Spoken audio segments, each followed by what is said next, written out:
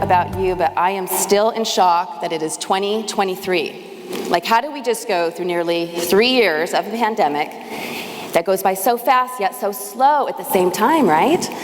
It's a really big year for me, though. This is our 20th anniversary. And when I look back, everything went by so fast, but so much has happened in that time. I'm sure many of you have relationships in your life, whether it's your own relationship or relationships around you, that have gone through a lot of changes these last few years. I know mine has. It's been hard. It's been a hard couple years. But we made it through, which is all the more reason for us to celebrate 20 years. When I think back to the beginning, it was kind of a whirlwind romance, really. Kind of came out of left field. I'm sure my friends and family all thought I was crazy. But I totally trusted my heart, and I went for it.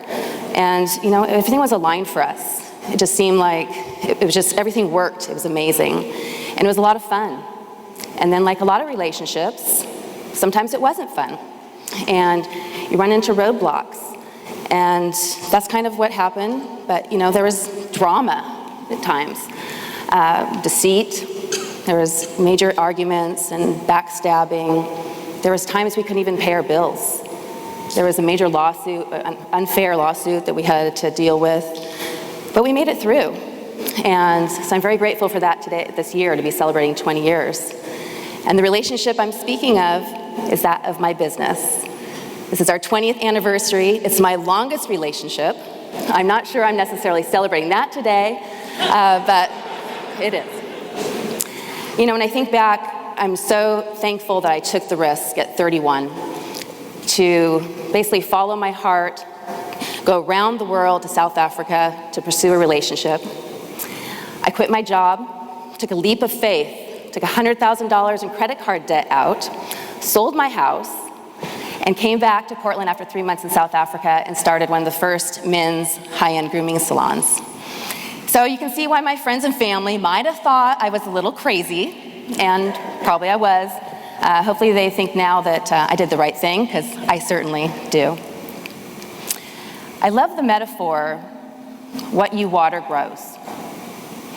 How many of you raise your hand if you think you have a green thumb? A few of you. Keep it raised if you think you were born with that green thumb. Not as many. Well, I'm with you. I do not have a green thumb. Never have. Maybe one day I will.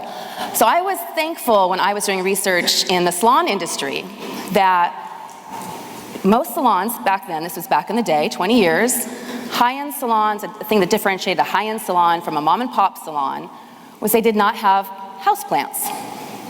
Oh, this is great, good news, because I don't want to kill one more thing in this business, so I don't have to worry about watering houseplants.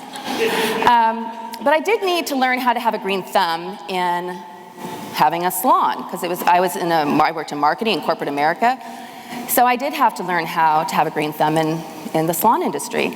And I did, and I took it on, and I loved it. I didn't just water with a watering can, I had a watering hose. I put everything into that business. And it worked, and it was great, and it flourished. But, actually, have you heard of the study, this is fascinating, of researchers took houseplants. And they had 3 houseplants. One, they talked nicely to. Not sure exactly what they said, but the plant liked it. It grew.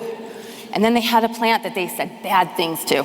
Again, not sure what you say to a plant, but it didn't like that, and it didn't grow, compared to the plant that they didn't speak to at all, which I thought was really interesting.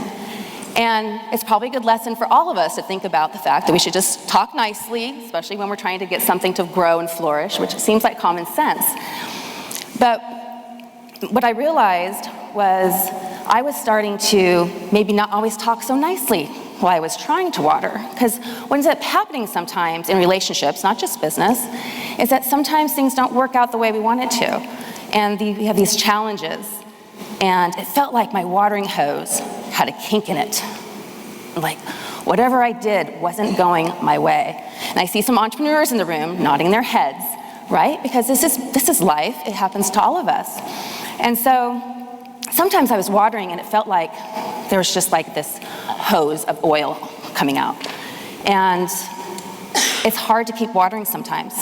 When we have relationships in life, whether it's your business or your interpersonal relationships, when you come across challenges, it's hard to keep the water coming out and flowing when it needs it the most. So I started feeling sometimes feelings of animosity. I started feeling stuck in my business.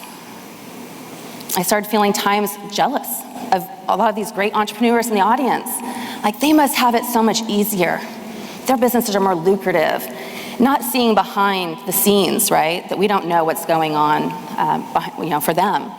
But for me, it looked like they had it so much easier. So I started watering a little less.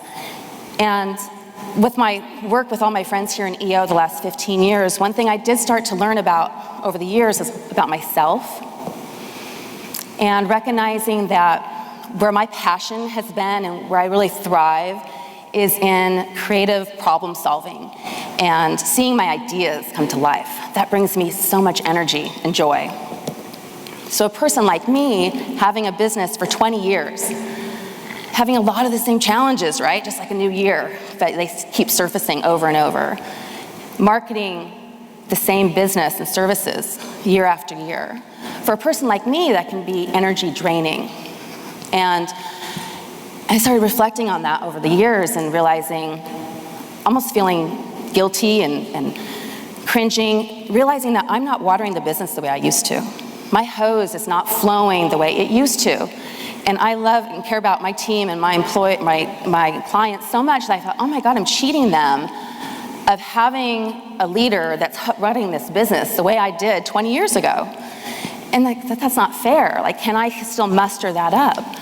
And what I've realized is that I don't have to. I have this amazing team of people who have been with me since nearly the beginning, who are more than capable of taking that hose and taking control and spreading the energy and life into this business, while I can do something else. I've had a business idea that I've been kind of keeping off to the side that now I can focus on and start a new chapter and bring energy and life to something new that will require a green thumb in a new industry, because I'll be launching an app. So I'll be learning a whole new thing, like I did in the salon industry 20 years ago. We'll see if there's house plants in the tech industry. I'm sure there are. But I'm super excited to be able to take my focus there and see my team thrive as they continue to build and grow and put new perspectives and life into the company I care so much about. It's like my first child. So I'm very excited to see that new chapter in all of our lives. So I hope as I wrap up here today, you may take home a few ideas and look at relationships that you have in your life. Maybe it's your business, maybe it's your children, your partner. And think about ways that maybe you are not watering it the way you did once. What might happen if that hose was flowing again? And what new life and energy may you bring to that relationship? Or maybe you're inspired to pass the hose and point your green thumb in a new direction. Hopefully it's still green.